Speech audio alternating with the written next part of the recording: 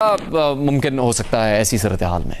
دیکھیں، آپ کی ٹرانسمیشن جو ہے یہ آزاد کشمیر کے بعض علاقوں میں دیکھی جا رہی ہے، اور ابھی جب میں نے یہ بات کی اور آپ نے بھی اس کی تصدیق کر دی کہ اب آپ کو سیکورٹی ذرائع بھی بتا رہے ہیں، تو میں نے تو آپ کو صاف صاف بتا دیا کہ مجھے سیکورٹی ذرائع نے نہیں بتایا.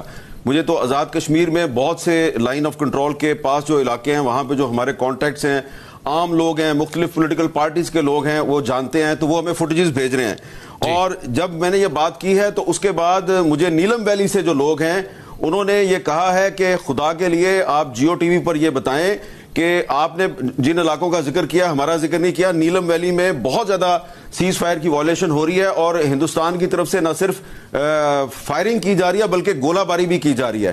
اور کیونکہ پاکستان جو ہے وہ ایک امن پسند ملک ہے تو سیز فائر پہ راضی ہو گیا. تو جب سے پاکستان نے سیز فائر کے بعد اپنی گنیں خاموش کی ہیں، اپنی توپوں کو خاموش کیا ہے، تو اس کا اب بھارت کی طرف سے ناجائز فائدہ اٹھایا جا رہا ہے. لیکن اگر ورکنگ باؤنڈری پہ سیالکوٹ سیکٹر میں بھی اگر سیز فائر کی وائلیشن ہو رہی ہے تو یہ انٹرنیشنل بارڈر ہے. یہ ہو نہیں سکتا کہ انڈین گورنمنٹ جو ہے اس نے ابھی تک جو سیز فائر کا فیصلہ ہے یہ اپنی آرم فورسز کو کمیونیکیٹ نہیں کیا، اور اگر یہ کمیونیکیٹ نہیں ہو سکا تو یہ ان کی نااہلی ہے. جیسا کہ انہوں نے پچھلے 3-4 دن میں اپنی نااہلی دکھائی ہے، تو اس معاملے میں بھی اگر وہ نااہلی دکھا رہے ہیں اور اب اگر انڈین میڈیا پاکستان پہ الزام لگا رہا ہے تو یہ بالکل جھوٹ ہے.